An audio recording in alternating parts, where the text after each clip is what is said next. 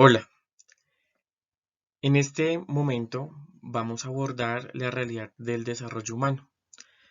Esa realidad es abordada desde un sinfín de teorías que han tratado de explicar esta compleja entramada de situaciones, actitudes, cualidades, aptitudes, actitudes, momentos especiales, concretos, eh, que después conforman y estructuran el desarrollo humano, ¿sí? Estas explicaciones, la mayoría que nosotros conocemos, hacen parte de un desarrollo investigativo de la sociedad occidental. Y esto se ha venido desarrollando, estos procesos de investigación, formalmente desde finales del siglo XIX e inicios del siglo XX. Hay varios exponentes que han tratado de explicar esto y que son muy conocidos y que tal vez ustedes han escuchado, como Vygotsky, como Piaget, eh, son los más fuertes, Freud también, pero hay otros no tan conocidos comúnmente como podría ser Bronfenbrenner desde una teoría de los sistemas, entre otros, ¿sí? Entonces, lo que nosotros vamos a ver frente a desarrollo humano en este video, que voy a procurar que no sea tan extenso, pero es poder tocar unas estocaditas muy amplias de lo que puede ser esto. Vamos a trabajar con un libro que es un libro de referencia de Papalia, que este libro nos va a permitir como que acercarnos, ¿no? Entonces también va a estar adjunto, ustedes lo van a poder conocer y pueden pues explorar esta información tan amplia que es. Dentro de este curso, el objetivo es que ustedes tengan una pequeña acercamiento frente al desarrollo humano y que puedan como que tener un punto de referencia para acompañar de manera más ajustada a los chicos, a los niños, a los jóvenes que acompañamos y teniendo en cuenta muy bien pues su etapa de desarrollo, ¿no? A veces podemos tomar decisiones que no están respondiendo a esto y cuando no responden a la etapa de desarrollo del chico, cuando nosotros asesoramos a un profesor que, que tiene que hacer algo y que no ha podido darle solución, que lo podamos asesorar también partiendo de estos principios del desarrollo humano. ¿Listo? Muy bien. Entonces, para empezar, vamos a hacer un pequeño recorderis de lo que hemos hecho hasta el momento. Entonces, en un primer momento nosotros vimos las características del director o tutor de grupo, para luego profundizarnos un poco más sobre la política de acompañamiento integral que lo hicimos en el módulo número 2.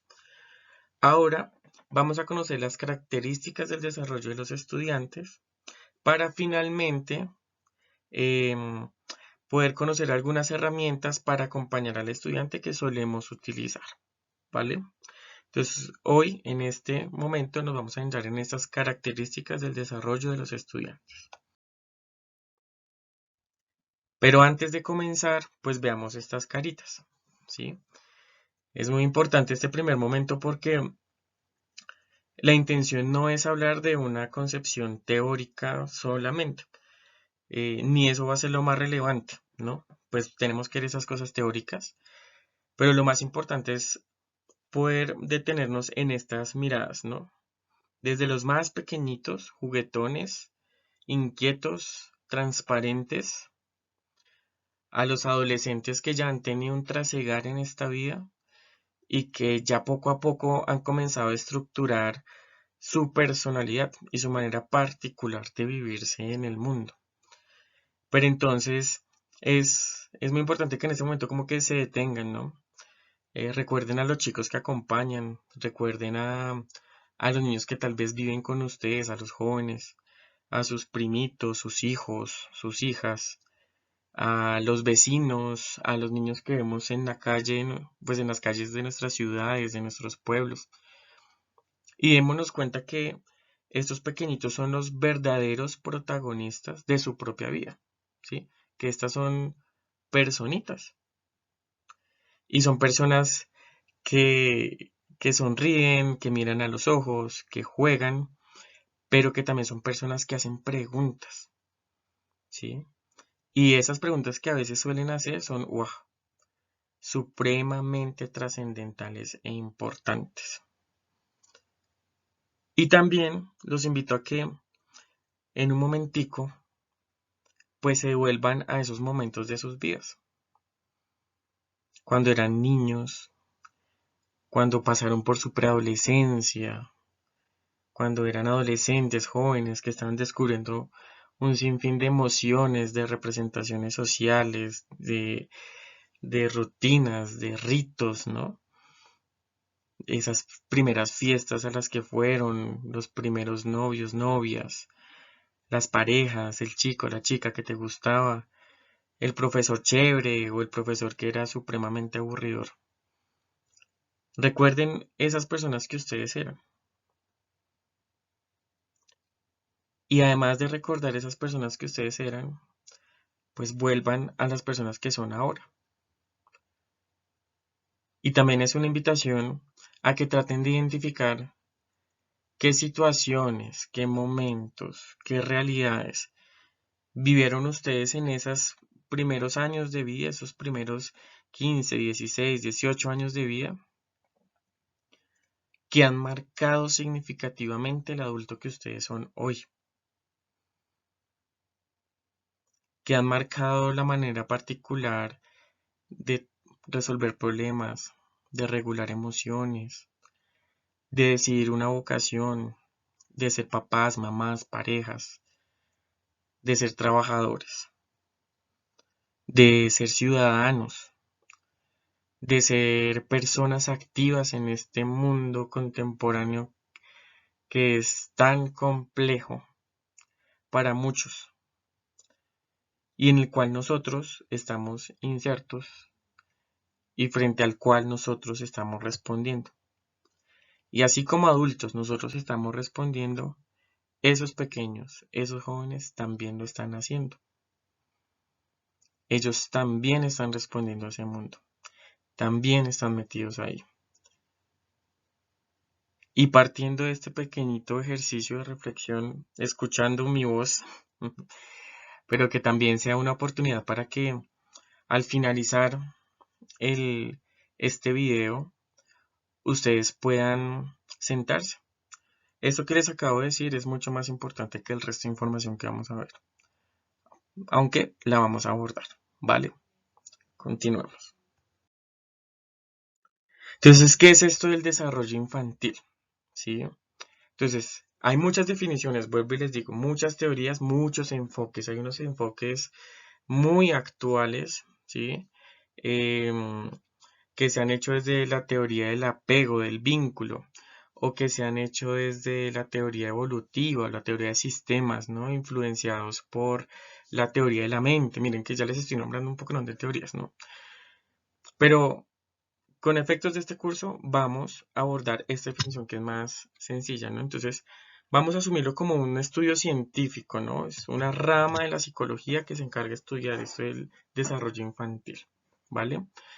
Y es un estudio científico que trata de estudiar esos procesos de cambio, ¿sí? Y estabilidad en los niños desde la concepción, ¿sí? Desde que se fecunda, desde que el espermatozoide entra al óvulo, a la adolescencia. Igualmente, el desarrollo humano es para toda la vida, ¿no? Y hay algunas teorías que nombran que el desarrollo humano pues va más allá de la muerte por algunos factores epigenéticos, ¿sí? O genéticos, ¿no? Que ciertas transformaciones en el ser humano que se generaron durante sus 50, 60, 80 años de vida pueden pasar genéticamente a otras generaciones, ¿sí? Y por unos procesos también sociales y culturales. Pero miren que estos procesos de cambio pueden ser unos procesos de cambio cuantitativos, como vemos el peso, la talla, la amplitud del vocabulario, y estas cualidades cuantitativas son continuas. ¿Listo? Pero hay otros cambios que son cualitativos que tienen por definición como unos cambios en tipo, estructura y organización que no son continuos, son discontinuos. Por ejemplo, acá les pongo este desarrollo verbal, ¿no? De lo no verbal a lo verbal. ¿Listo? Entonces, el tipo es un desarrollo pues del lenguaje, ¿no? Del no verbal al verbal, esa es la estructura, y la organización, que entonces el niño además de comunicarse con el berrinche, con el llanto, haciendo señas, haciendo aproximaciones sucesivas con su manito a un estímulo, a un objeto que él quiere, pues ya lo puede nombrar, ¿sí? Ya puede verbalmente nombrarlo. Pero esto es discontinuo. ¿Qué quiere decir? Puede que el niño avance y retroceda, o cuando el niño aprende a gatear, ¿cierto? Y luego a caminar, hay niños que dan unos primeros pasos y luego vuelven al gateo, ¿sí? Entonces no es tan continuo, depende de muchos otros factores estos cambios cualitativos. Pero hay unos grandes cambios, unos hitos que se han definido científicamente, que los niños tienen que ir avanzando y eso nos deja o nos permite ver pues que el desarrollo va de manera adecuada o cuando no se presentan esos cambios que se esperan para determinada edad y determinado grupo social y cultural, pues nosotros debemos entrar a analizar qué es lo que está pasando, ¿no? Dentro del contexto educativo de profesores, coordinadores, que no son psicólogos, tienen que saber esta información porque eso orienta muchísimo la manera como ustedes se piensan su práctica pedagógica, ¿sí? Más aún cuando estamos insertos en estas nuevas connotaciones de la educación inclusiva, de propuestas como el diseño universal para el aprendizaje. Entonces nosotros tenemos que conocer esto porque asimismo vamos ajustando nuestras prácticas educativas y estas prácticas educativas sí van a responder frente a las necesidades de aprendizaje que tengan nuestros estudiantes. Y el aprendizaje entendiéndolo como un todo, ¿no? Un todo que tiene que ver frente a unas competencias afectivas, unas competencias cognitivas, unas competencias relacionales, unas competencias también biológicas, ¿no? Entonces, por eso es muy importante que ustedes lo conozcan, no desde una perspectiva psicológica, sino que ustedes también escuchen todo esto, venga, yo como profesor, yo como coordinador, yo como inspector, ahí cómo voy, ¿no? ¿Qué debo aprender para poder orientar y acompañar mejor a mis estudiantes, a las familias, a los profesores? Y estas características del desarrollo infantil, ¿sí? Aunque el ser humano es una totalidad, está unido, unificado, pero para poderlo comprender un poco mejor, vamos a tratar de comprender el desarrollo en estas tres dimensiones, ¿no? Recuerden que estas conforman una unidad, ¿no? Pero vamos a profundizar frente a unas dimensiones físicas, biológicas, cuáles son los cambios hormonales, musculoesqueléticos, motrices, ¿sí? Que son muy marcados en determinadas etapas de la vida de estos chicos, niños y jóvenes. También vamos a entender un poco esas características psicológicas frente a la regulación emocional, cómo ellos van identificando emociones, cómo se van relacionando con nosotros, cómo resuelven problemas, em, cómo sus relaciones, eso es bien bonito, van cambiando, ¿no? Entonces uno ve a los chiquitos, a los que están en jardín, transición, y si uno les dice a los niños, ven, ¿quieres jugar con tus compañeritas, con tus... No, venga, entonces, ¿por qué esa respuesta de no al varón, ¿no? Que prefiere jugar con niños, ¿no? Entonces, tratemos de entender por qué pasa eso, ¿no? Y luego este factor cognitivo de cómo van madurando diferentes estructuras cognitivas en el ser humano que hacen eh, que el proceso de aprendizaje o que estas estructuras cognitivas sean cada vez más complejas y donde el rol del docente de la educación es sumamente importante. Entonces, para profundizar en lo que veníamos hablando, están estos dominios del desarrollo. Entonces, hay unos dominios físicos, por ejemplo, con el crecimiento cuerpo y cerebro. Esto es lo que nosotros vamos a ir viendo, ¿no?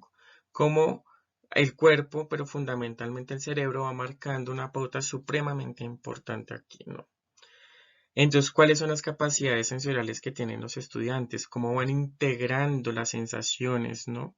Entonces, los niños pequeños en el aula de clase, el juego con las crayolas, con la arcilla, con las témperas, untarse las manos, sentir las diferentes texturas como la arena, cómo eso le ayuda al niño a integrar ¿no? Esas sensaciones, esa integración sensorial, para que él en su cerebro vaya teniendo una representación del mundo.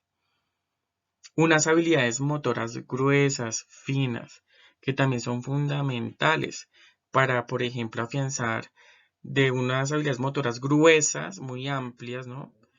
A unas finas para que, por ejemplo, procesos como la escritura, ¿sí? La grafía, se haga cada vez más ajustado frente a los requerimientos que se requieren a nivel educativo. Y si ven que ya voy conectando cosas físicas con procesos cognitivos. Y vemos otros componentes como la salud, que también nosotros debemos estar muy atentos. Una salud tanto física del cuerpo de los estudiantes como una salud mental. ¿Sí? Acá vamos a entenderla como la globalidad. Una salud física, por ejemplo, factores como la desnutrición, ¿sí?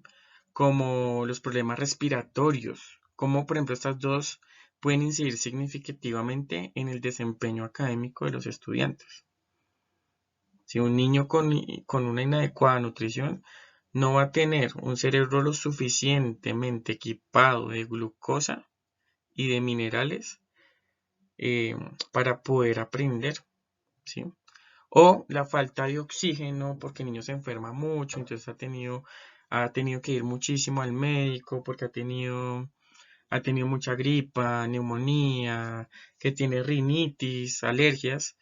Eso cómo puede afectar el proceso de aprendizaje. Eso también es muy importante poderlo comprender y abordar. Frente a lo cognitivo, vamos a entender estas capacidades mentales y estos son como los mecanismos básicos de aprendizaje, por decirlo así, que viene la atención, la memoria, el lenguaje, el pensamiento, razonamiento, creatividad, que también está mal entendido que es que entre más grande es más complejo, siempre va a ser complejo, ¿sí? Pero se va afinando, ¿sí? Con el tiempo estas habilidades se van haciendo cada vez más exactas, ¿sí? Y más exactas según lo que pide el medio, ¿sí? Entonces eso se va ajustando de acuerdo a su contexto escolar y de acuerdo a su contexto el lugar donde vive, su familia, cómo estos contextos van moldeando estas habilidades cognitivas.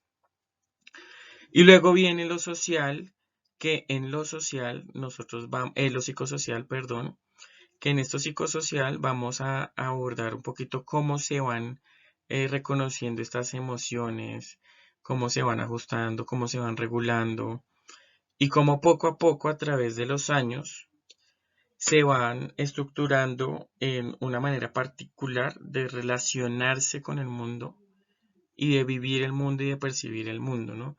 Y acá ya es lo que nosotros denominamos personalidad y relaciones sociales. ¿Listo? Entonces, esos son los dominios del desarrollo infantil. Un dominio físico, un dominio cognitivo y un dominio psicosocial. Entonces, vamos a entender esas etapas de desarrollo desde estos tres dominios. También hay que entender que estas etapas de desarrollo que nosotros vamos a abordar han servido a la ciencia para poder ser más exactos, ¿no? Pero estas etapas de desarrollo, eh, pues finalmente no hay en sí como una medida exacta de que es niño hasta los 11 años y desde los 11 años en adelante es un adolescente, ¿sí? Realmente eso no está claro. Esas barreras en años son muy difusas porque dependen de muchos factores. Pero se habla de esas etapas de desarrollo para poder nosotros organizar un poco más la información y poder orientar mejor a las personas a las cuales les es relevante este tipo de información. Entonces, esos son unos constructos sociales que se han venido diseñando y de los cuales nosotros pues vamos a usarlos también en este espacio formativo para que los podamos aprovechar y poder comprender un poco más los chicos con los que nosotros nos relacionamos todo el tiempo en nuestros colegios. ¿Qué aspectos o qué cosas influencian sobre el desarrollo infantil? ¿Listo? Son tres en este momento, pueden ser más. Pero entonces está por un lado la herencia, y la herencia quiere decir con toda esta carga genética previa con la que llegan los chicos, ¿no? que es muy importante y que determina muchos aspectos frente a cómo se aprende, frente a cómo es el cuerpo. A veces hay unas cargas genéticas que definen si el niño va a tener que usar gafas o no, si tiene pie plano o no, eh, si va a tener algún tipo de limitación frente a sus procesos de aprendizaje o no. Y miren que esto ya comienza a particularizar la manera en que cada niño va a aprender. Si un niño es alto, si un niño es bajo, si un niño tiene pie plano, pues en cuanto a su motricidad gruesa, qué afecciones va a tener y cómo lo podemos acompañar. Hay otras influencias ambientales, que estas influencias ambientales se refieren al ambiente externo y al ambiente interno. ¿Sí? El ambiente externo, el lugar donde vive, las personas, si el estrato socioeconómico, la vulneración de derechos que pueda existir en ese tipo de contexto, si es un contexto rural, urbano, ¿no? Estas son las influencias y que marcan la diferencia. Y también lo interno es ya como la intersubjetividad del niño, ¿no? Recuerden que ellos se hacen grandes preguntas, ¿no? Y son unas preguntas muy particulares, muy únicas de ellos. Eh, y cada uno tiene su manera justa de regular sus emociones, de nombrar la vida, de leer lo que pasa allí consigo mismo, su autoestima, su autoconcepto, ¿no? Entonces, este ambiente externo e interno también va a determinar la manera como va a aprender y cómo se va a desarrollar. Y la maduración, que acá se refiere al avance sucesivo de momentos claves en su desarrollo, ¿sí? Por ejemplo, en sus procesos en Piaget, por ejemplo, ¿sí? Que si pasa de operaciones de preoperacional a operaciones concretas, operaciones formales, ¿no? Ahí se me olvidó, sensorio-motor. Entonces, ¿cómo va avanzando? ¿Cómo van superponiéndose esas etapas una sobre otra para que el proceso de desarrollo sea cada vez más complejo? ¿Va? Entonces, la maduración es esa, ¿no? La superposición de esas situaciones que llevan a que la persona tenga una manera más amplia de relacionarse con el mundo y más consciente. Y también el desarrollo se va a ajustar a unos contextos, ¿no? Unos contextos culturales, raza, origen étnico, que van a permitirnos comprender muchas maneras de concebir el mundo y de vivirse en el mundo y que son muy valiosas y muy importantes para ser tenidas en cuenta. La familia, que también la familia es determinante en estos procesos de aprendizaje, entonces donde la familia eh, puede tener diferentes estructuras, puede ser nuclear, donde hay papá, mamá, hijos, que es la más común, pero también la que le sigue es la monoparental femenina, que es la mamá con sus hijos, pero también está la monoparental masculina, papá, hijos, hay reestructuradas que son un hombre, una mujer que ya tienen hijos y deciden unirse, o cada uno por aparte, y deciden unirse para crear una nueva familia. Hay familias extendidas donde está la mamá, papá, hijos, tíos, primos, etcétera. De ahí para adelante muchísimos. Que también suele ser muy común este tipo de familia en nuestra sociedad latinoamericana. Entonces, es muy importante conocer esos tipos de estructuras familiares de nuestros estudiantes porque según el tipo de familia también está el tipo de distribución de recursos que pueden ser entendidos como recursos físicos y también recursos emocionales. Entonces son aspectos que son muy relevantes para tenerlos en cuenta. El nivel socioeconómico también es muy importante conocerlo, comprenderlo. Miren que acá no es solo económico, sino socioeconómico, ¿no? La complejidad de la sociedad donde está inserto ese pequeño que se está desarrollando. Es muy importante poderlo comprender. Y un contexto histórico. Entonces acá me gusta mucho que últimamente se ha hablado mucho de la generación X, de los millennials y los centennials, ¿no? Y miren que esos procesos históricos van determinando este tipo de clasificaciones, que también son las construcciones sociales que nos permiten ver cómo las sociedades se han ido estructurando y las personas se han ido desarrollando según las características históricas donde crecen.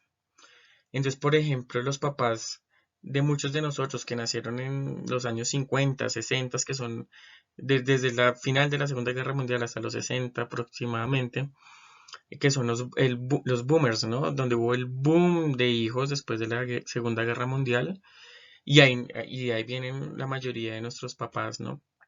Y ellos tienen una manera particular de vivir en el mundo frente a la producción, frente al cuidado de los hijos, a la salud, la alimentación, ¿sí? Pero luego ahora estamos hablando de la generación X, que pueden ser muchos de nuestros compañeros con los que nosotros trabajamos. Eh, Luego vienen los millennials, que vienen con una propuesta diferente. Y luego los centennials, ¿sí? Entonces hay millennials que son papás de estudiantes que nosotros tenemos que son centennials. Entonces, es muy importante conocer esto porque también esto también nos deja ver una manera de aprender, de unos requerimientos de aprendizaje muy, muy particulares, porque estas clasificaciones sí que responden a unos procesos de adaptación al medio. Y cuando hay adaptación, también hay aprendizaje. Entonces, esto hay que aprenderlo muy bien. Entonces, de aquí en adelante, lo que vamos a hacer es ver las características principales según las etapas de desarrollo que se eligieron según los estudiantes que nosotros acompañamos, ¿vale? Entonces, esto lo vamos a ver, no es de, por ende, no vamos a ver el desarrollo prenatal desde la concepción, ¿no? Sino que lo vamos a ver de los 3 años hasta los 18 años, ¿listo? Entonces vamos a iniciar. Las personas que no estén trabajando con niños de una determinada edad, por favor véanlo y vean muy bien paso a paso, porque muchas de las reacciones particulares que tenga un adolescente va a depender también mucho de estos primeros periodos de desarrollo, ¿vale? Entonces continuemos. Entonces, vamos a comenzar a hablar desde la segunda infancia, que es de los 3 a los 6 años de edad. Y lo primero que vamos a abordar es la dimensión física y de la salud. ¿Qué pasa entre los 3 a 6 años de edad? Tal vez muchos de ustedes pueden ir poniendo acá otras características que ustedes ven, los que trabajan con los chiquitos de 3 a 6 años en los jardines, en los cursos de transición, que también es la idea que ustedes puedan seguir alimentando esto. Entonces, de los 3 a 6 años los niños se vuelven físicamente un poco más delgados y van creciendo, ¿sí? En altura.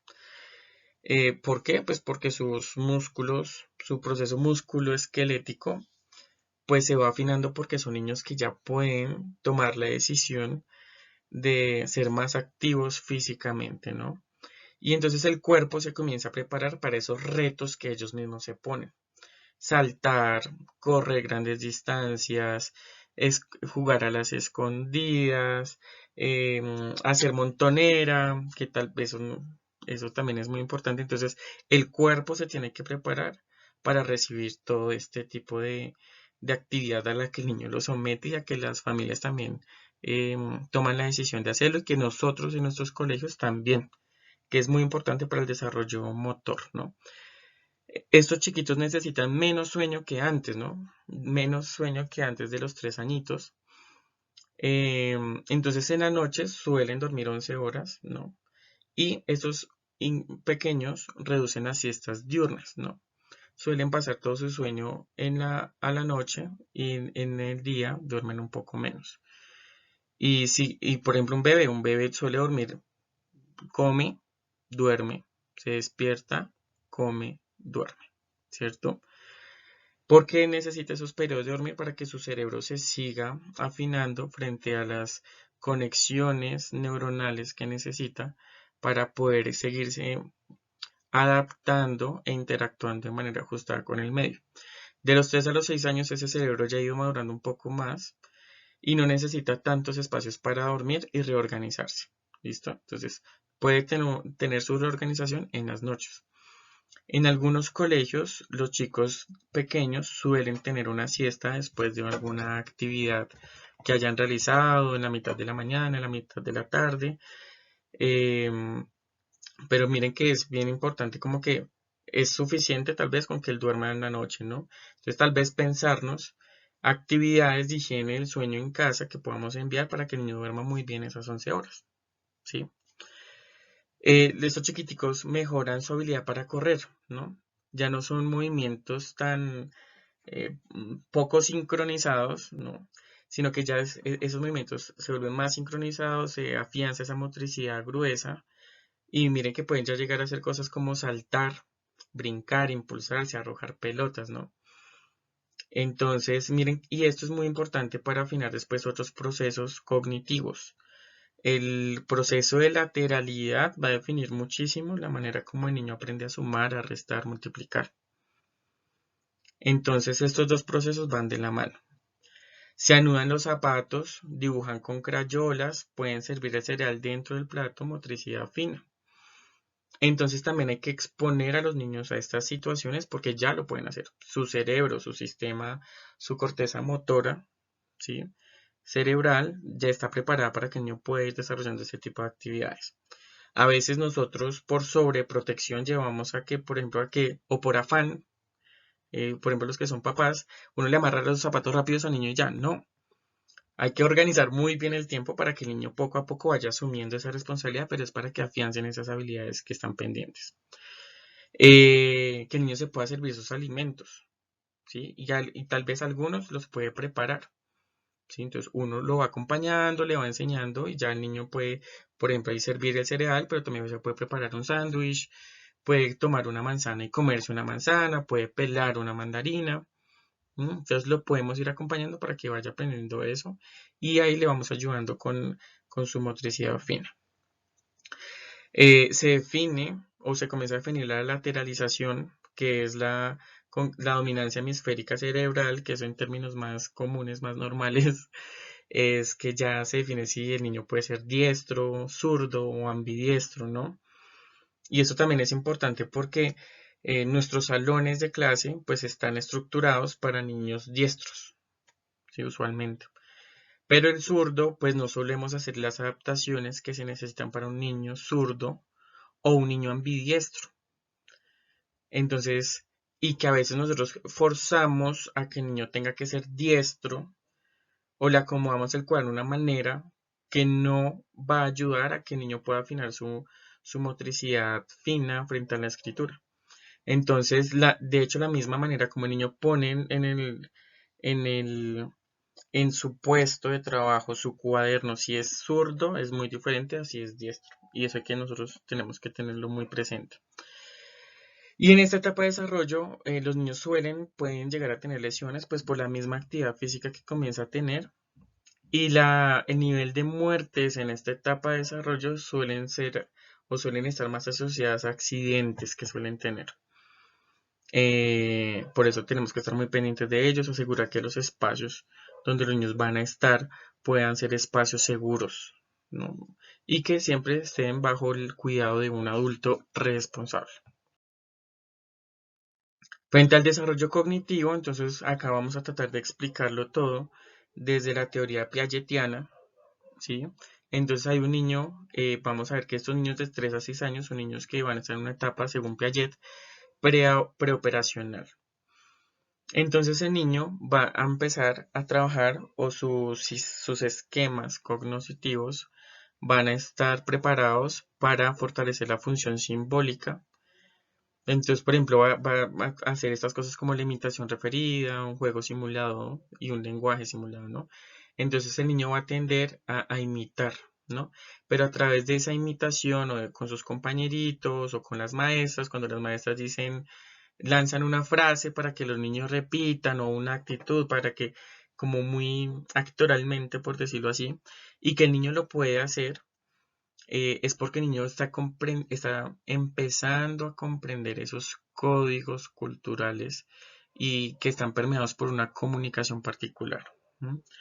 También acá los chiquitos comienzan a comprender las identidades, quién es quién y cuáles son las diferencias entre uno y el otro.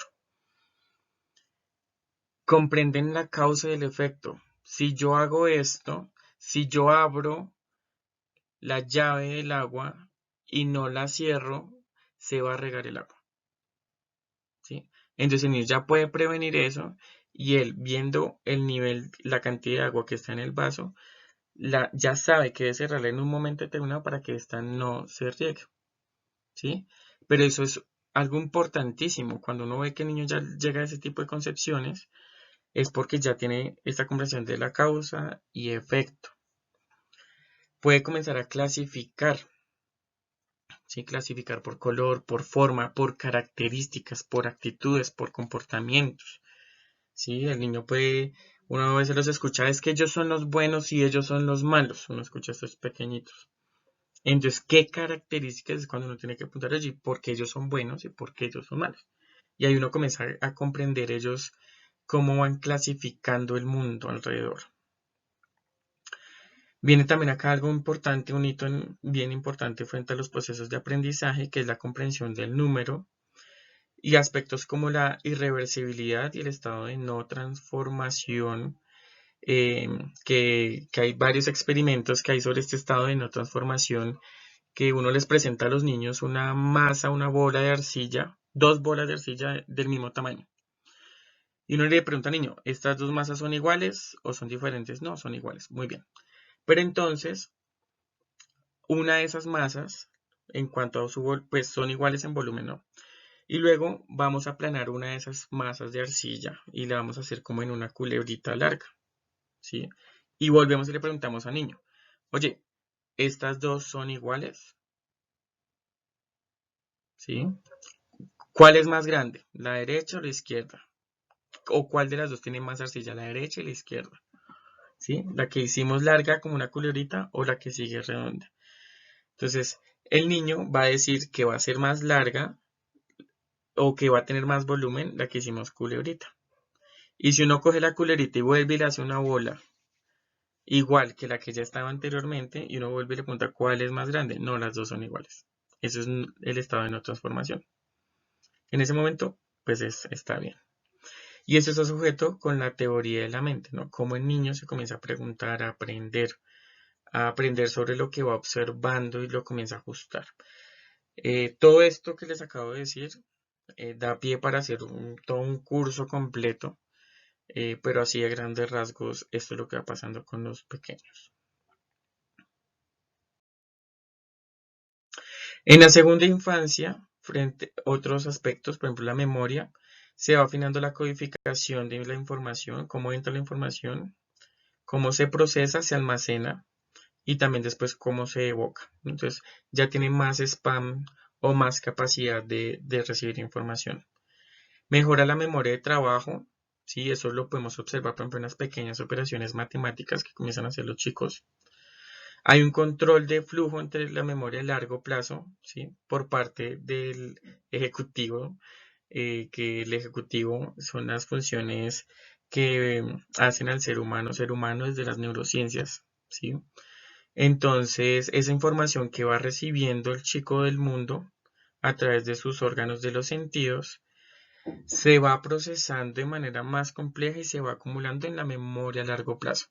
Entonces, este niño no va a comenzar a responder a estímulos concretos del momento in situ, sino que va a comenzar a acumular información que le va a permitir, cuando se vuelva a presentar en una situación particular similar, pues ya va a tener un feedback, una retroalimentación que le va a sostener eso que está viviendo y se va a poder relacionar cada vez mejor con esos estímulos. Inicia esa memoria autobiográfica. Miren que de los 3 a 6 años es cuando, si uno se devuelve en el tiempo y no, bueno, ¿cuál es el primer recuerdo que tengo en la vida?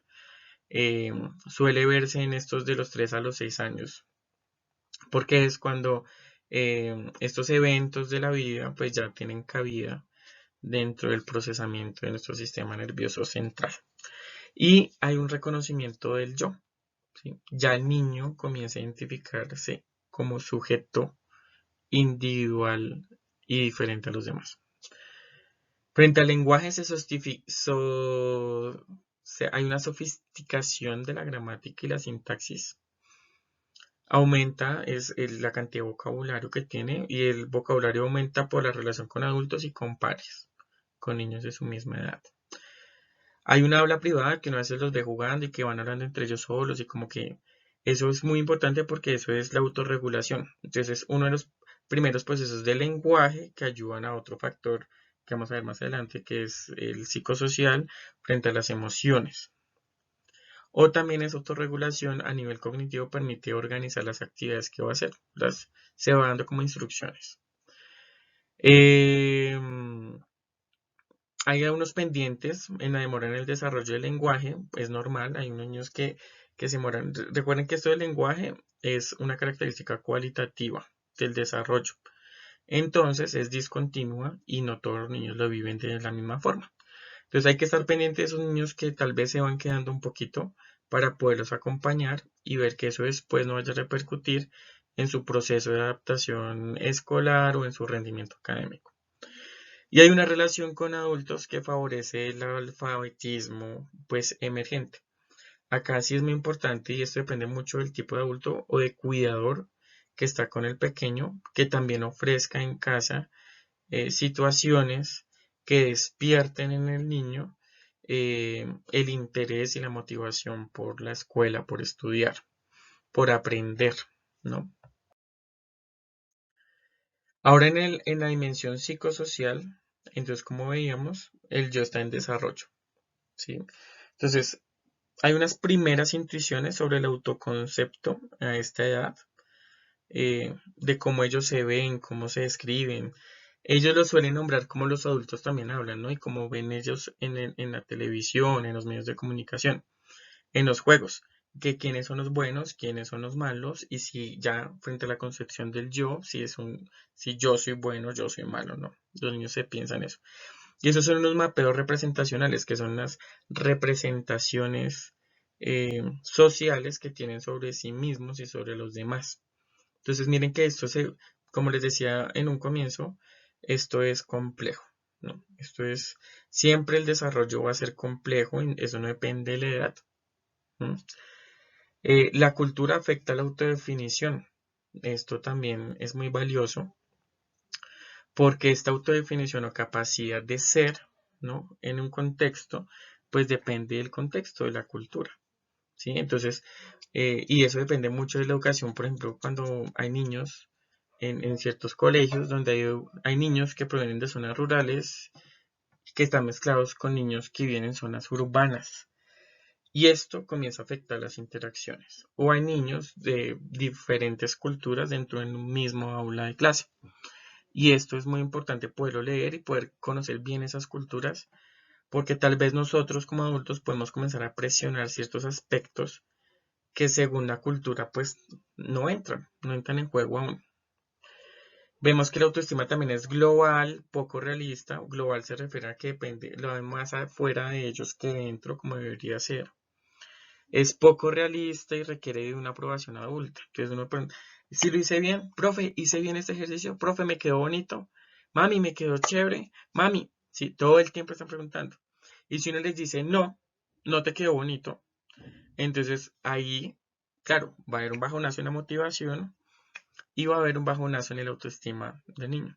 Entonces hay que saber cómo el niño va a estar viendo más esa autoestima externa, ¿sí? Ese reforzador externo. Entonces lo que nosotros debemos hacer es como, hey, vamos paso a paso y vamos a ver de verdad si está haciendo una tarea, una actividad, pues cuál fue el proceso que le quedó mal.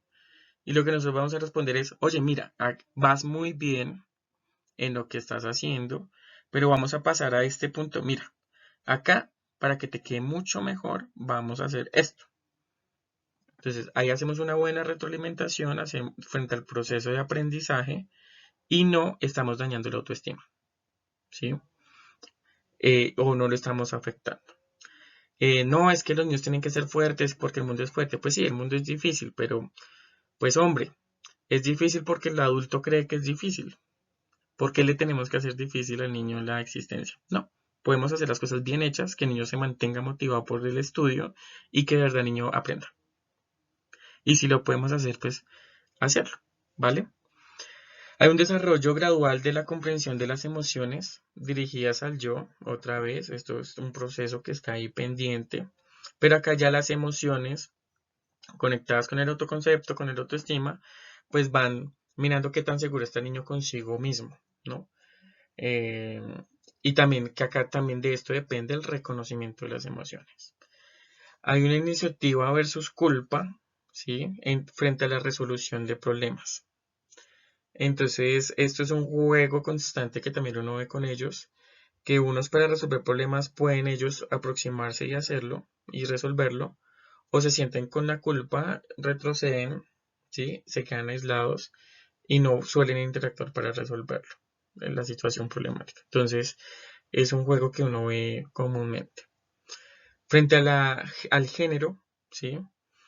Se encuentra en desarrollo, ¿sí? Género femenino, masculino. Entonces se encuentra en desarrollo dentro del autoconcepto, como ya lo habíamos visto. Ya en algunos estudios se observa que hay una mayor agresividad en los juegos y en las interacciones de los niños, de los varones, ¿sí? Porque los juegos suelen ser más de contacto, más fuertes. Aprenden los roles de género por medio de la tipificación de género, que hacen las niñas, que hacen los niños. Las niñas se visten así, los niños así, las niñas juegan así, los niños así. Y bueno, es muy mediado por las interacciones sociales, que como ustedes saben y han visto, pues esto también tiene sus retractores, está en estudio y bueno, pero pues eso es lo que pasa comúnmente. Hay múltiples perspectivas sobre el desarrollo de género a nivel científico investigativo, entonces pues hay mucha tela para cortar en este tema.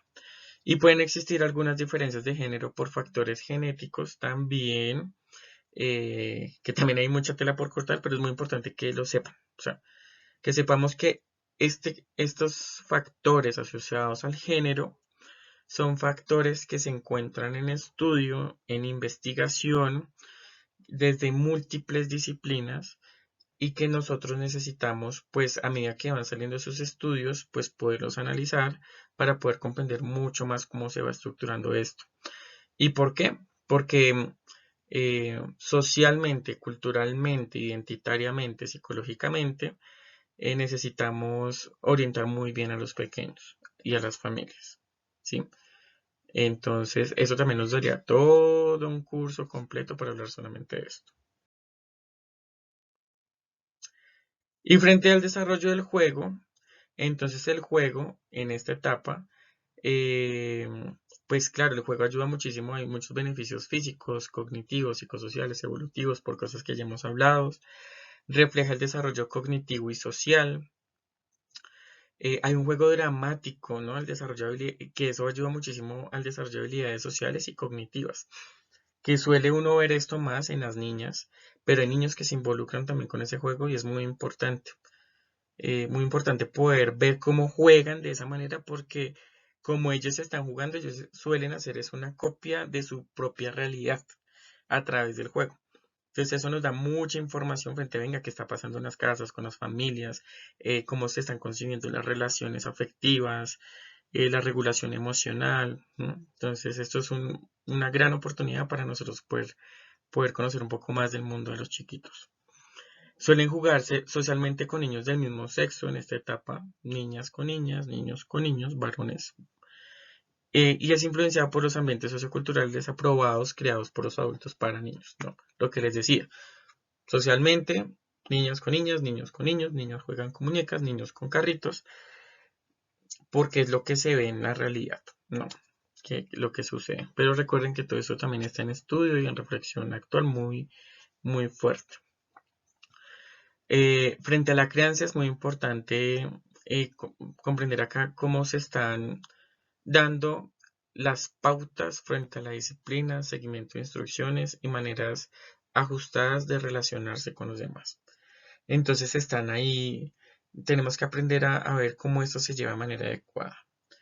Hay unos estilos de crianza que así como muy a grosso modo, autoritario, papá que tiene toda la razón, que suele a veces utilizar el castigo físico, donde no da oportunidad al niño para poder también participar de las decisiones que toma la familia. Hay también estilos de crianza permisivos, donde entonces los papás dejan la libertad completa, donde no hay un esquema de normas, rutinas, hábitos, y eso después va a verse en que el niño se le dificulte llegar a contextos donde hay normas, reglas, entonces se les va a dificultar muchísimo, muchísimo esto a esos chiquitos. Y está el autoritativo, que el autoritativo también es considerado como el papá democrático, ¿no? Que es una balanza. Es una balanza entre dejar muy claras las normas, las reglas de juego, en reforzar positivamente aquellas actitudes que hace muy bien el niño y también eh, y que también cuando el niño no ejecuta de manera adecuada algo, ¿sí? Entonces también sabe muy bien cómo acompañarlo para que el niño tome conciencia de la falta y reoriente la actitud hacia lo que debe hacer.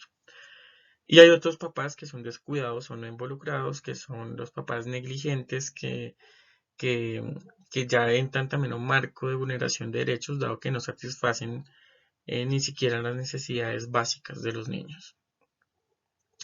Todo esto es muy importante conocerlo porque de ahí va a depender muchísimo la adherencia al estudio, va a depender mucho las interacciones con los pares, con figuras de autoridad, va a depender mucho la alianza familia-escuela, entonces esto tenemos que conocerlo.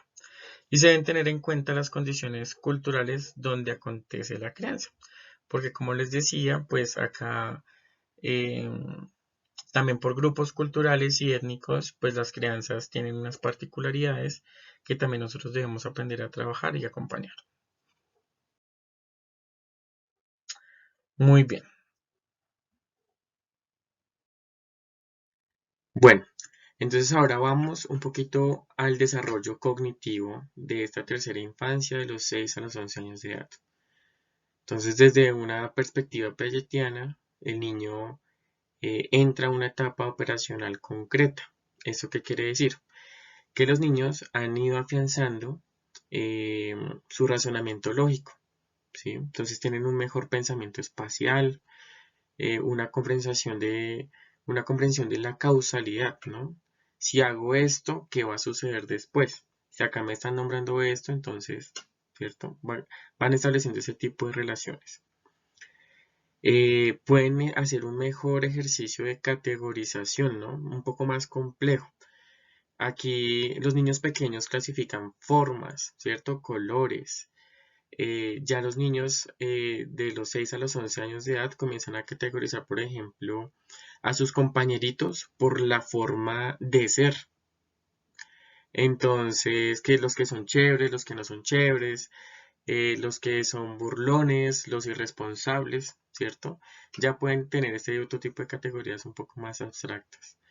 Eso se conecta con el razonamiento inductivo y deductivo.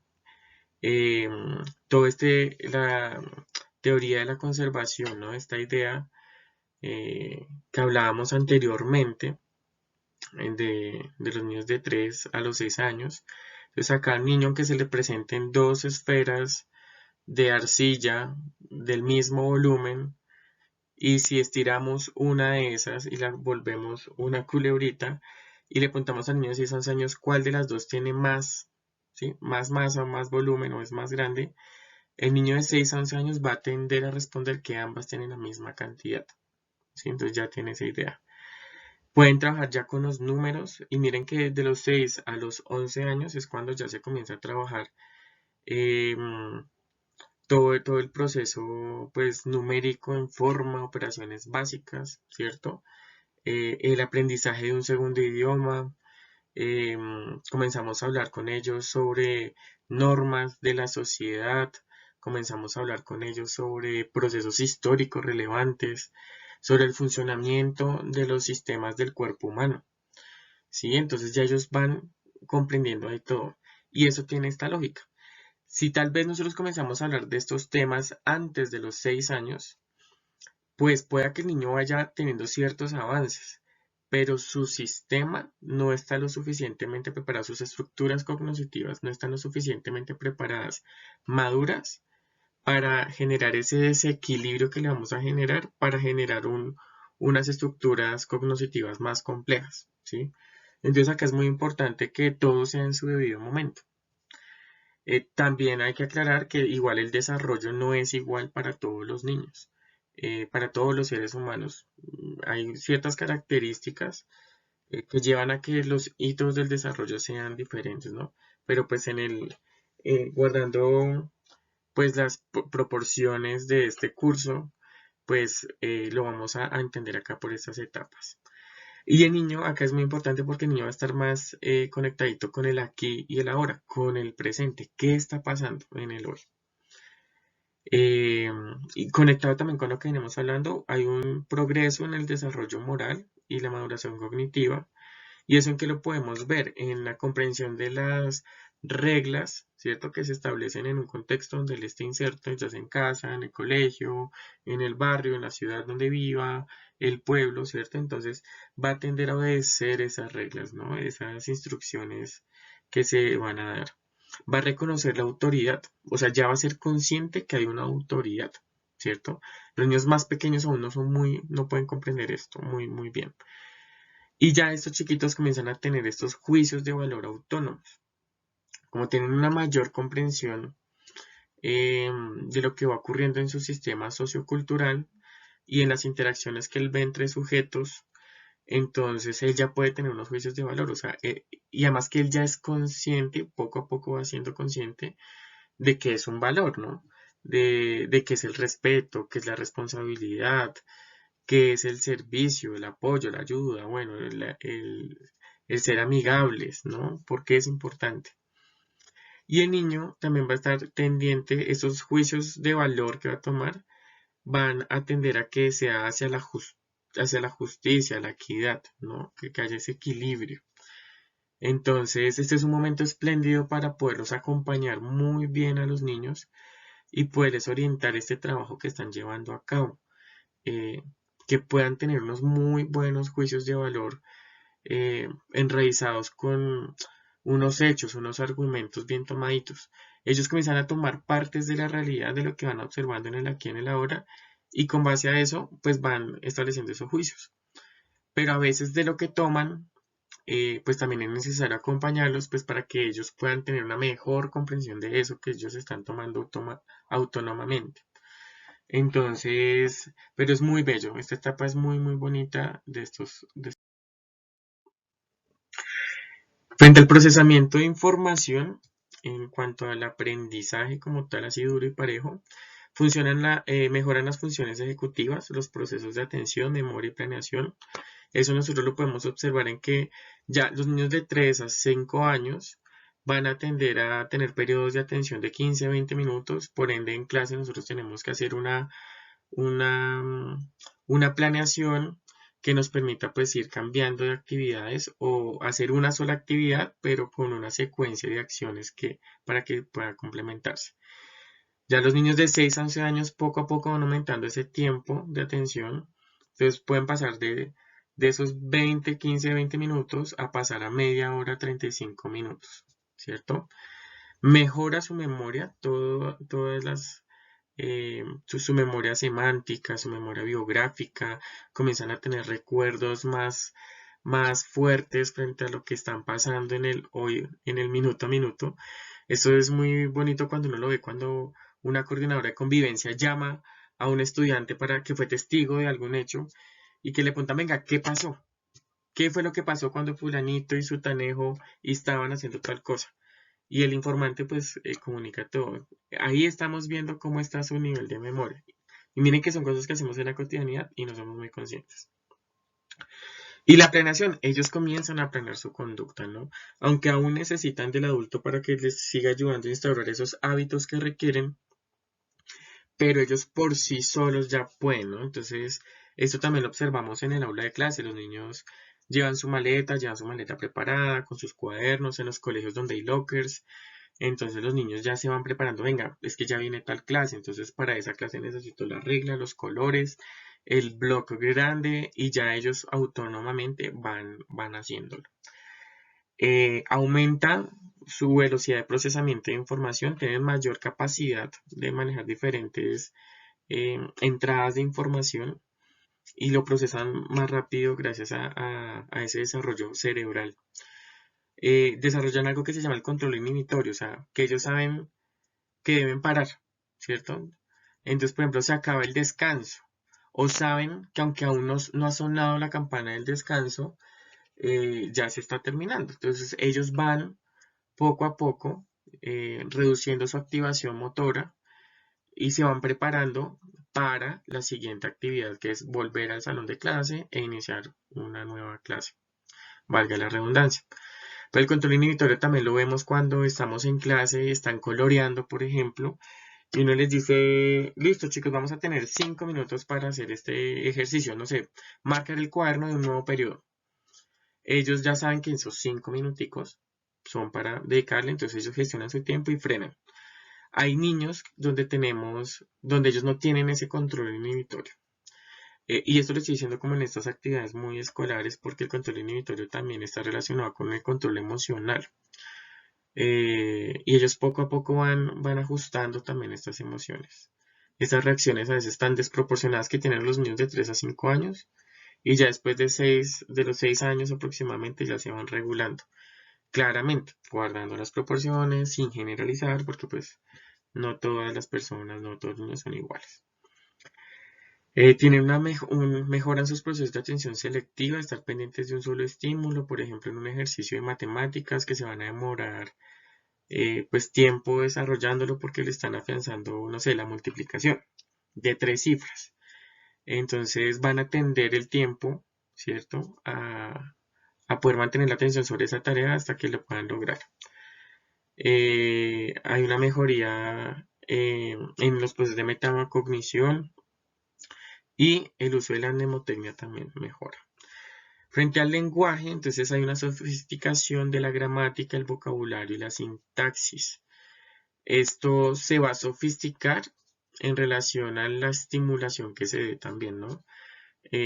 Mucha de esta sofisticación depende del tipo de papás que tengan, la escolaridad, de los padres de familia, las personas que sean como sus cuidadores, de los estímulos que nosotros como adultos en el contexto escolar pues les presentemos, eh, el feedback y la retroalimentación que le hagamos a los chiquitos de sus procesos de lectoescritura, de cómo los motivamos a que sigan pues incursionando en este mundo de la lectura que es tan importante y tan amplio, ¿no? Que no es solamente la lectura de libros, cartillas, etcétera, sino que también son lecturas de gráficos, de señales, lecturas de fenómenos de la naturaleza, que es mucho más amplia la lectura, ¿no? Que a veces los niños tienden a entenderla solamente como lectura, leer un libro, y no, esto es mucho más grande.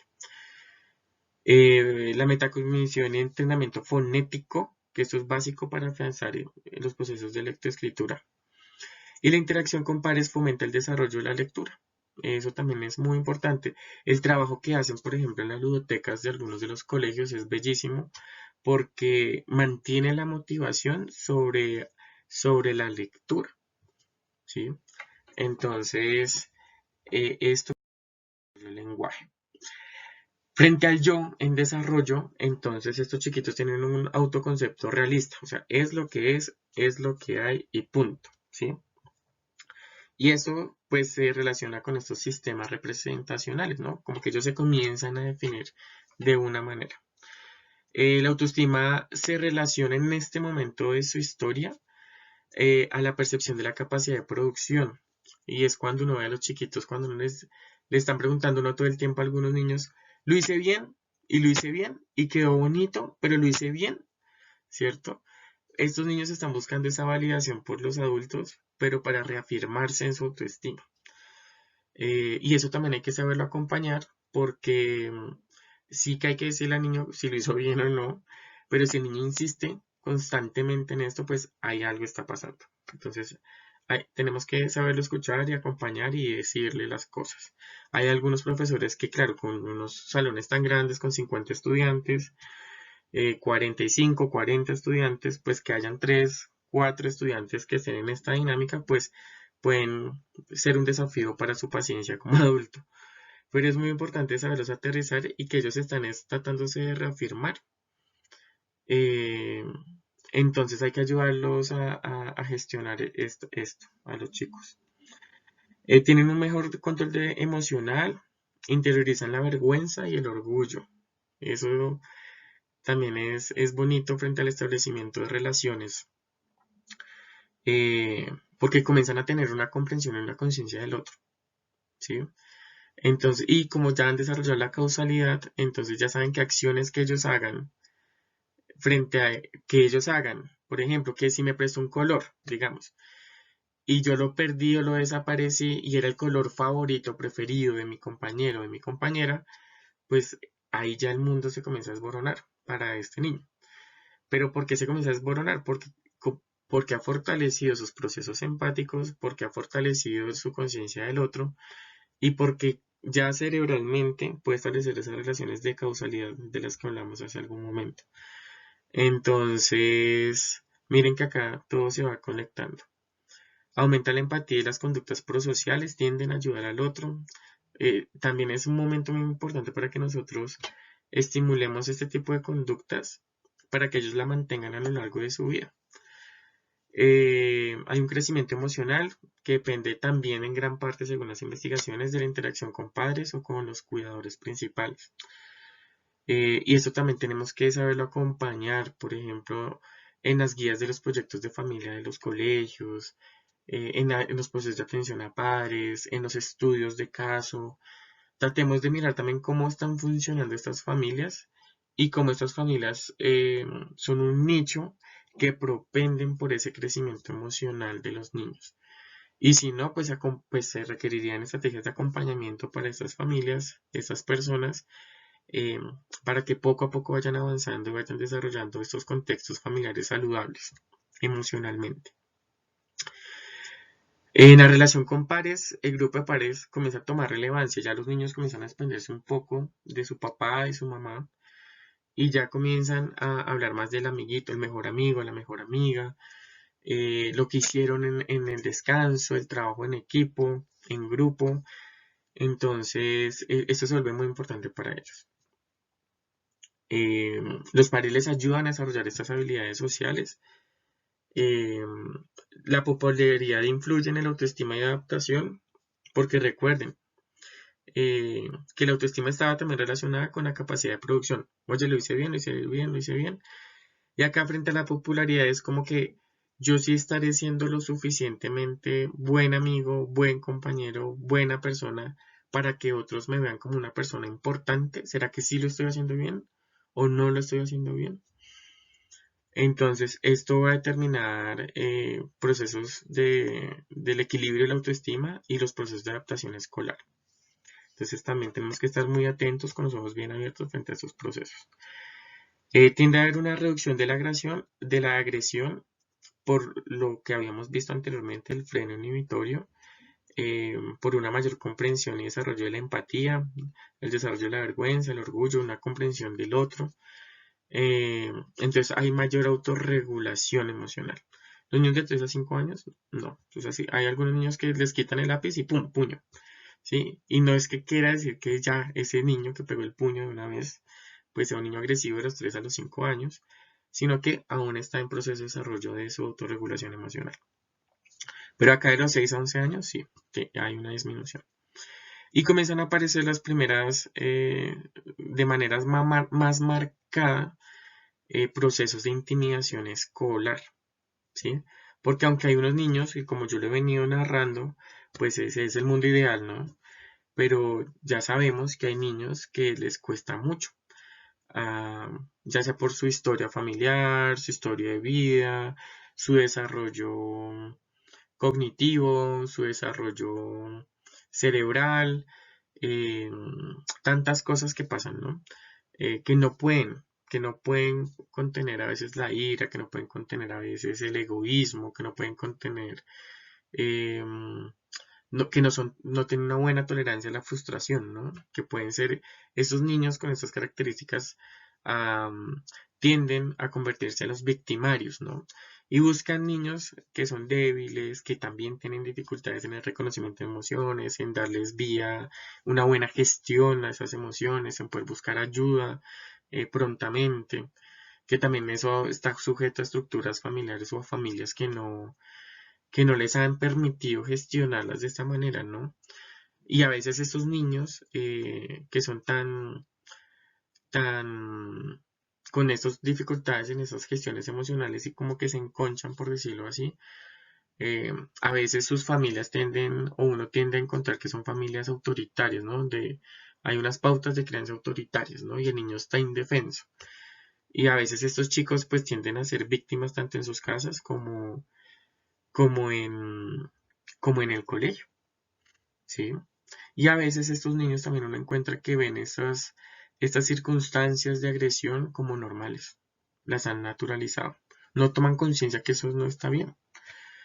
En fin, igual tampoco se puede generalizar. Acá hay una gran gama de circunstancias y probabilidades, pero el fenómeno de la intimidación escolar existe eh, y tenemos que poder acompañar a los niños para que aprendan a gestionarse y aprendan a convivir de manera correcta con el otro.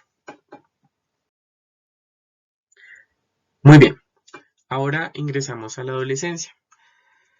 La adolescencia, esta etapa que es muy confusa para muchos, tanto por los que le están pasando como para los que acompañan a personas en esta etapa de desarrollo.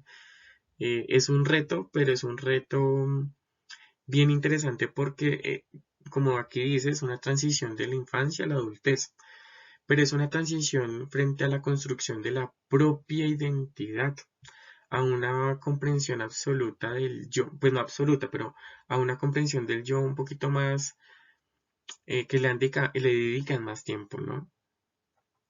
Entonces es una etapa donde debemos acompañar sin prejuicios, eh, dejarnos esos pensamientos de es que los estudiantes antiguamente hacían tal cosa, yo cuando tenía esta edad se hacía tal cosa, es que esto en otros países no pasa.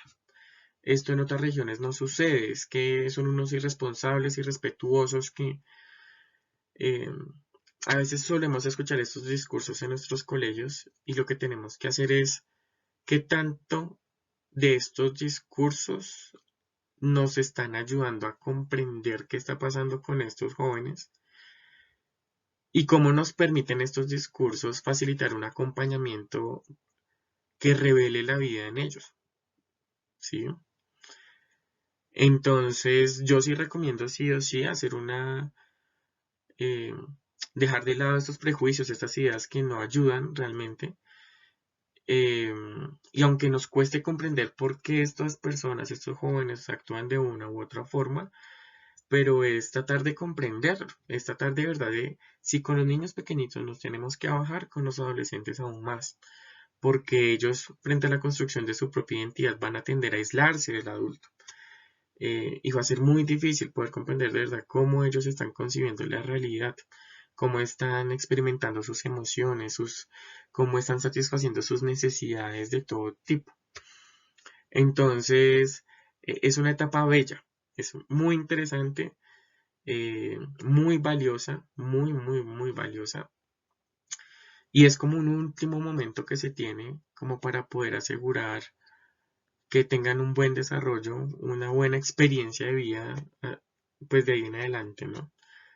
Para que después se adentren en una vida adulta sana, saludable, de bien. Eh, porque son tan confusos estos adolescentes, que qué pasa, ¿cierto?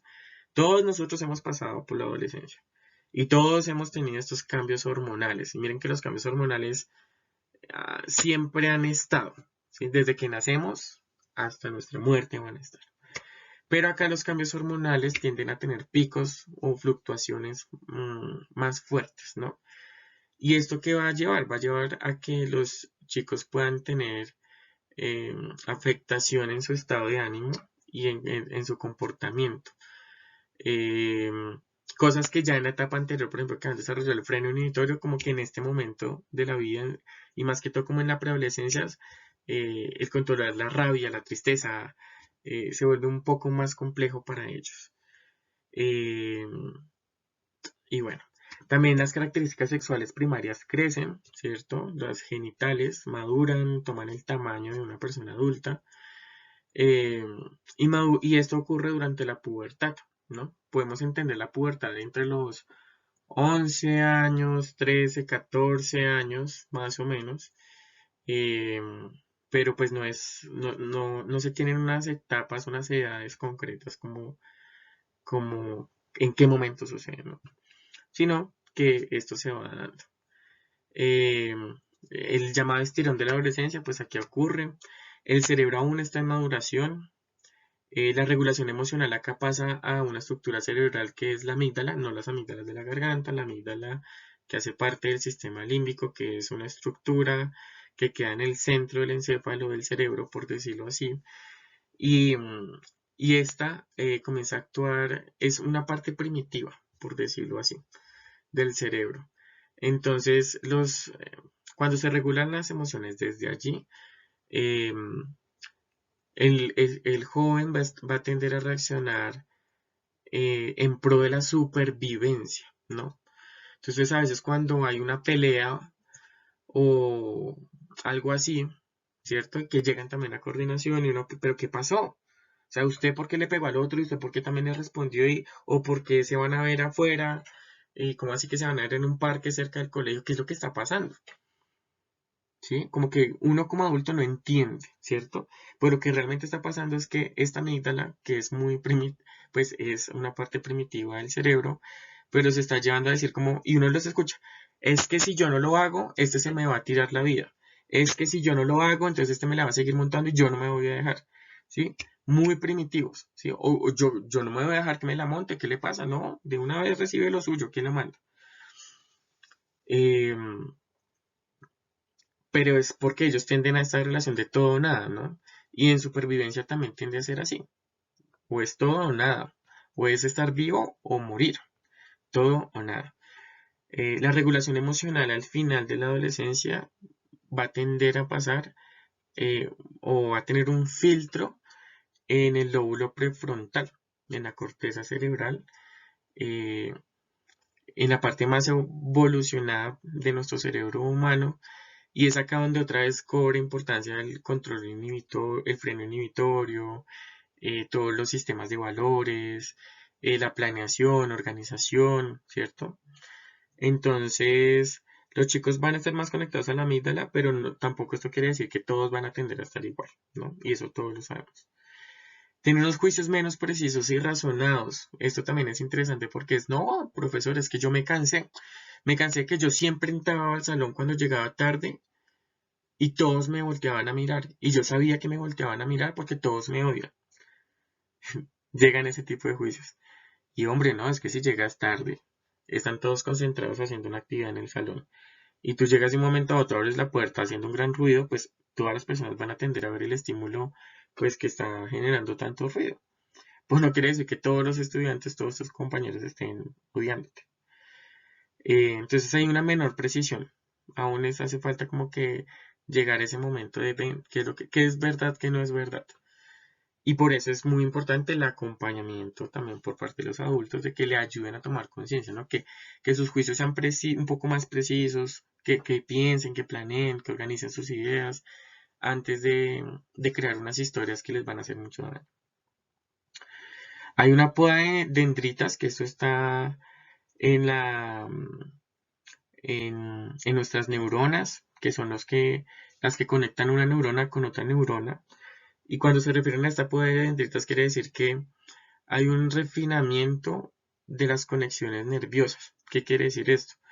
Que nuestro cerebro va a tomar forma frente a lo que se necesita. Lo que no se necesita en ese momento, pues ya no es necesario que exista. Entonces se hace un ajuste cerebral, ¿cierto? En esta etapa.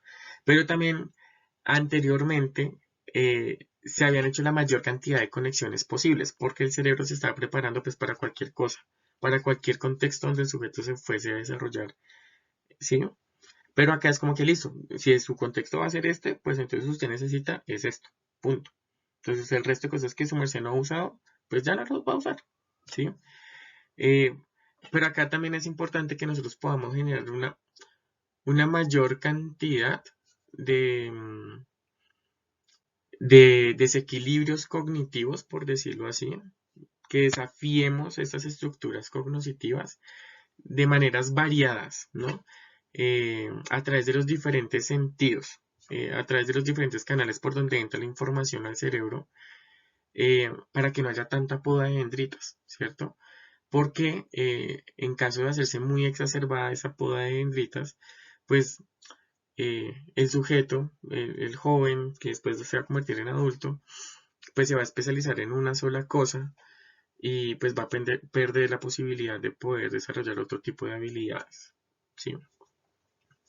Y hay una sobreproducción de la materia gris, pues que ya es donde se consolidan estas, finalmente, las conexiones nerviosas eh, que van a estar prácticamente a lo largo de toda la vida de la persona. Hay una mielinización en los lóbulos frontales. ¿Esto qué quiere decir? Que conectado con lo que les venía diciendo de este pensamiento en estas conexiones nerviosas, esto se va a afinar en el lóbulo frontal, en la parte de adelante del cerebro. Y esto con el tiempo es lo que va a permitir lo que les venía contando de la regulación en aspectos como la regulación emocional. Entonces les va a permitir a los jóvenes eh, afianzar sus procesos de metacognición, afianzar sus procesos de planeación, organización, entre otros. Eh, entonces les va a permitir ubicarse muy bien y eso esperamos ver representado en procesos como una adecuada regulación emocional, resolución de problemas, un buen proyecto de vida, ¿sí? Entre otros. El adolescente normalmente va a tener unas pocas horas de sueño por factores contextuales. Esto quiere decir que nuestros jóvenes a esta etapa, en este momento de su vida, van a tender a hacer varias cosas además de estudiar, ¿sí? En el colegio. Van a estar en grupos de alto rendimiento deportivo, grupos artísticos, en terapias, van a estar cuidando a una persona en casa, sea adulto mayor o hermanitos, va a tender a participar en grupos sociales, ¿cierto? De servicio social, pues todas las tareas que lleva a representar el colegio, todo lo que tiene que ver con el aprendizaje de un segundo idioma o tercer idioma. Los chicos tienen una agenda apretada hoy en día, pero esto lo que les va a afectar es el sueño. Un adolescente normalmente debería dormir 9 horas, pero a veces encontramos adolescentes que están durmiendo 4 a 3 horas en la semana. Y eso también está conectado porque no hay instaurados unos buenos hábitos, no hay una buena salud o higiene del sueño en esta etapa. Entonces también hay estudiantes que destinan mucho tiempo a estar en sus redes sociales, en videojuegos, pues con sus relaciones de pareja, que hablan hasta muy tarde, entre otras cosas. Entonces es muy importante también poder hablar en el colegio sobre la importancia de la higiene del sueño. Si no hay buena higiene del sueño, este proceso de maduración cerebral va a ser muy complejo y no se va a dar de la forma más precisa. ¿Listo? Y comienzan a tener acceso estos jóvenes a unas conductas de riesgo. Yo acá les pongo dos. Por ejemplo, consumo de sustancias psicoactivas y trastornos de la conducta alimentaria, que son dos que nosotros solemos ver. Eh, pero también hay otras conductas de riesgo como a veces una sexualidad promiscua, eh, también la conducta suicida. Solemos tener muchos estudiantes que pueden tener ideación suicida o conducta suicida, ¿cierto? Trastornos de la ansiedad también, que a veces los llevan a que su vida corra peligro, corra riesgo. Entonces son cosas que están ahí, que están presentes y que nosotros tenemos que verlas con tranquilidad, saber que existen para poderlas acompañar de la mejor. Frente a la maduración cognitiva en un mundo ideal, estos adolescentes deberían presentar a esta etapa de desarrollo que se llama operaciones formales, donde se afianza y se afina el razonamiento hipotético deductivo. ¿Listo? Eh, Pero como les decía, no todas las personas alcanzan estas operaciones formales por contexto. Si hay desnutrición, si el contexto familiar no es enriquecedor, si en el colegio no se estimula de la manera adecuada, pues estas personas no van a alcanzar este tipo de operaciones formales. De hecho, hay personas que tienen 50 años y no las han desarrollado, que no han estado desnutridas, que su familia pues dio un contexto enriquecedor, pero que aquí también dependemos mucho de la motivación de la persona por complejizar sus estructuras cognitivas. ¿Listo? Hay otros cambios estructurales frente a la maduración cognitiva, como el incremento de la capacidad del procesamiento de la información. Acá, acá sí que el adolescente puede recibir más información a través de sus diferentes canales sensoriales y poderlas manejar de manera adecuada. Hay una cantidad de conocimiento ya guardado en su memoria a largo plazo y una capacidad de memoria de trabajo. Prácticamente está esta memoria de trabajo en uno de sus mejores momentos dentro de la historia de desarrollo de un adulto, de un ser humano, de una persona. Entonces hay que poder aprovechar esto para pues crear actividades educativas que aprovechen, ¿no? De esto que tiene el adolescente. Hay unos cambios funcionales frente al progreso del aprendizaje, rememorización y un razonamiento más complejo. Una mejora del vocabulario y lenguaje asociado al pensamiento abstracto. Y aquí ya esto también se conecta, por ejemplo, con el aprendizaje de un segundo idioma. Se conecta, pues ahorita, hoy en día, los adolescentes están conectados en una comunidad online internacional donde están conectados pues con muchas culturas y donde ellos pueden pues afianzar y ampliar, ¿cierto? Su gama frente al uso del lenguaje, más que todo. En el desarrollo moral ahí progresa con el control de externo de las normas sociales interiorizadas, ¿cierto? De los 6 a los 11 años los niños eran obedientes, pero tenemos que estarle repitiendo. Acá en la adolescencia también se repiten, pero ya muchas de estas normas sociales ya están interiorizadas. Y ya se han afinado unos códigos morales personales, ¿no? Ya ellos, ya uno los escucha y es que no, yo soy una persona que soy así y yo no voy a hacer eso porque es que eso va en contra de lo que yo soy. Ya un adulto prácticamente, ¿cierto? Aumenta el comportamiento prosocial más que todo en las mujeres, ¿sí? Las mujeres también por evolución tienden a tener más habilidades y aptitudes frente al cuidado del otro. El hombre no tanto, tiende a ser más individualista en esta etapa, tiende a estar satisfaciendo sus necesidades y tiende a estar con su grupo de amigos muy homogéneo y no salir de allí, ¿cierto? No hay que generalizar, hay varones que tienden a tener también estas conductas prosociales, pero sí que esto es más marcado en mujeres. ¿Listo? Frente a la educación y la vocación, hombre, acá también el acompañamiento es muy, muy importante. Eh, Porque miren, acá hay elementos como la autoeficacia, ¿cierto? Que la persona se sienta capaz de hacer las cosas, ¿no? Que esté motivado. eh, Todas estas reflexiones sobre el género, ¿cierto? Acá en la adolescencia entran de verdad ya a pensárselo, ¿no? Como a definir muchas cosas. Eh, las prácticas de crianza se transforman en adolescencia, que esta es una gran dificultad también porque las prácticas de crianza durante la adolescencia en muchas familias tienden a ser iguales que cuando son niños de 3 a 5 años o de 6 a 11 años. Y acá los padres sufren y y los jóvenes sufren porque ya el control que se está haciendo no tiene sentido, ¿sí? No tiene sentido que si come o no come, que si, bueno, es que es algo bien complejo, ¿no? Porque es ayudar a enseñarle a los papás que son papás en ese momento de la historia de un joven, ¿sí?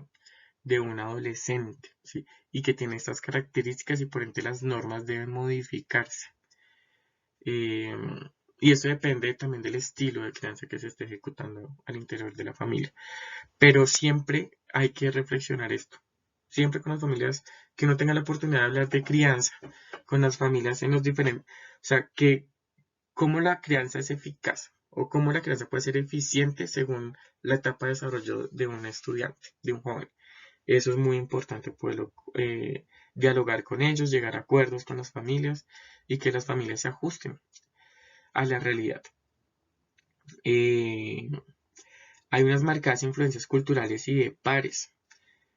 Acá estas influencias culturales en un mundo como el actual vienen tanto de la interacción personal, uno a uno o uno con varias personas, pero también depende mucho de las interacciones online o virtuales. Eh, y esto es muy importante conocerlo en la adolescencia porque muchas de las decisiones que van a tender a tomar los adolescentes están influenciadas por series de Netflix, Prime Video, eh, influenciadores en YouTube, eh, de redes sociales como Instagram, Facebook, entre otras. Entonces, nosotros otra vez recuerden que cuando vamos a acompañar a un adolescente debemos dejar muchos prejuicios nuestros, debemos bajarnos muchísimo y debemos conocer estas tendencias donde ellos están insertos y que influyen significativamente en ellos. Las debemos conocer no para convertirnos en un adolescente, no, pero sí para poder comprender su mundo. Eh, y acá en la adolescencia, pues los adolescentes van a tender a aislarse sí o sí de sus figuras de autoridad, de los adultos más cercanos, ¿sí? Porque ellos van a necesitar, pues, construir su identidad solitos, pero se van a tender a conectar con otros que están en su mismo proceso. Entonces, pues, el acompañamiento también acá es valioso en relación a que les podamos orientar frente a con qué personas están y cuáles son estas relaciones de costo-beneficio, ¿no? Poderlos ayudar con esto. La calidad de la instrucción escolar afecta el aprovechamiento educativo también. Si nuestros contextos educativos son contextos educativos mediocres, pues el adolescente pues, va a tender a ser mediocre con todo, ¿sí? Con su gestión emocional, con su capacidad de ser responsable, con la gestión de su libertad. Entonces, aunque en la familia también necesitamos que no sean familias mediocres o sus cuidadores, pero sí, en el contexto educativo, como lo estamos viendo hoy en día, que prácticamente somos la familia para muchos de los chicos, tenemos que ser dulcemente exigentes. Y como les decía, ya en el desarrollo psicosocial hay una búsqueda de identidad. Erickson, una de las personas que más ha investigado sobre la teoría del ciclo vital, nos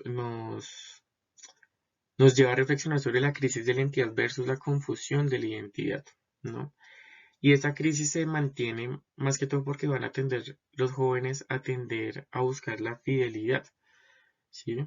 Venga, si yo soy así, pero ¿será que yo soy así? Porque si yo soy así, entonces yo puedo ser de tal manera. Pero es que si no soy así, entonces yo cómo puedo ser.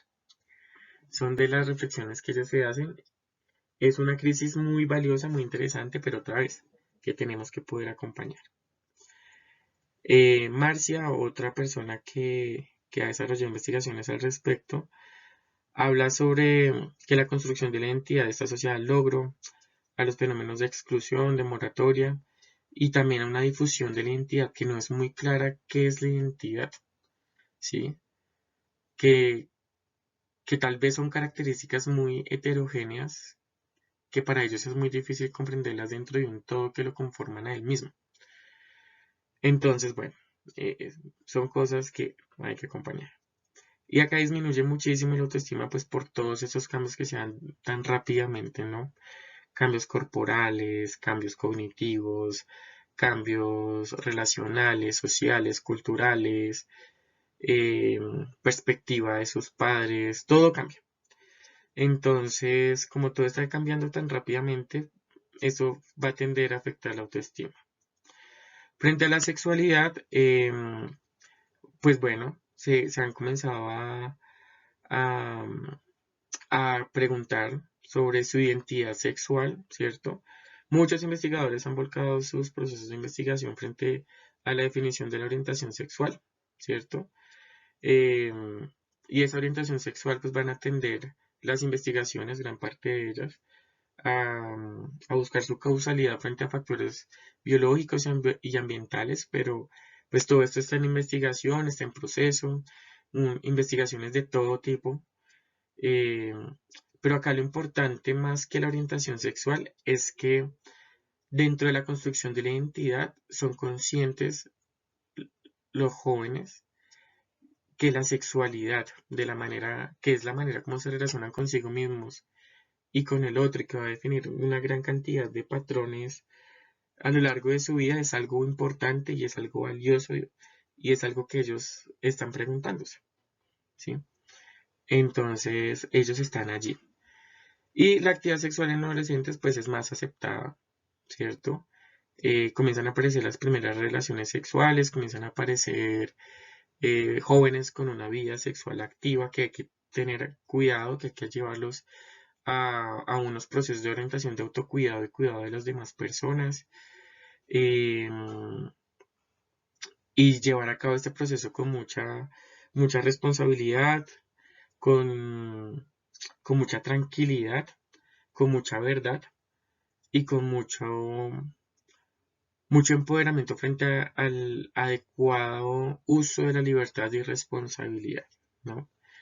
Y aparecen otros factores como riesgos de embarazos no deseados y enfermedades de transmisión sexual, entre otros, ¿vale?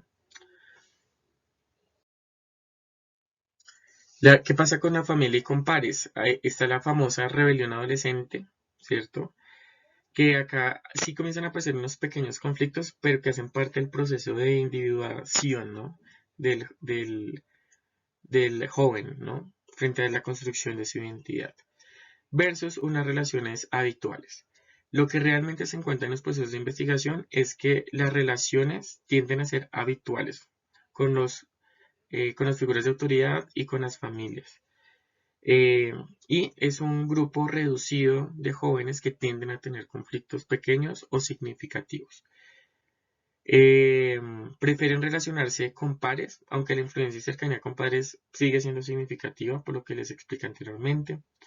Si llega a aparecer un conflicto con pares, es más frecuente en la adolescencia temprana, en lo que está conectado con la preadolescencia, y mucho más intenso a mediados de la adolescencia, que es cuando comienza a ocurrir una tensión de cambio frente al cambio, tanto en el adolescente frente a la construcción de su identidad, como el adulto que acompaña ese proceso, el padre de familia, el cuidador principal, quien está en el proceso de toma de conciencia de que el niño ha cambiado, de que es un joven y que cambian las reglas del juego, ¿cierto? Entonces cambian las reglas del juego, tal vez de forma, no de fondo, pero ambos están confundidos. Eso es también importante reconocerlo, ¿no? Que tanto el adulto que acompaña a este adolescente en casa como el adolescente, en su mayoría, tienden a estar confundidos. Entonces, por eso hay resistencias de parte y parte. Pero, pues, no podemos decir que es la mayoría de personas, pero en la práctica profesional se encuentra muy común este tipo de factores cuando encontramos jóvenes con conflictos en su hogar. Hay unas relaciones distantes con hermanos, tienden a estar cerca, pero cada uno por su lado. Y hay un rechazo por pares que causa, pues como anteriormente hablamos, aparece la intimidación escolar, pero acá ya aparece un rechazo por los pares, ¿no? Eh, y en algunos casos, cuando no se sepa orientar o acompañar, o no se sepa manejar esas situaciones de conflicto, pues puede generar dificultades en los procesos de adaptación, desmotivación escolar, eh, y llegar a casos extremos como la deserción escolar, que la idea no es llegar hasta allí, ¿vale? Muy bien, entonces este es el libro, Papalia, Sally Duskin, 2009, Psicología del Desarrollo, de la infancia a la adolescencia, para que ustedes lo puedan investigar. Y bueno, muchas gracias por escuchar.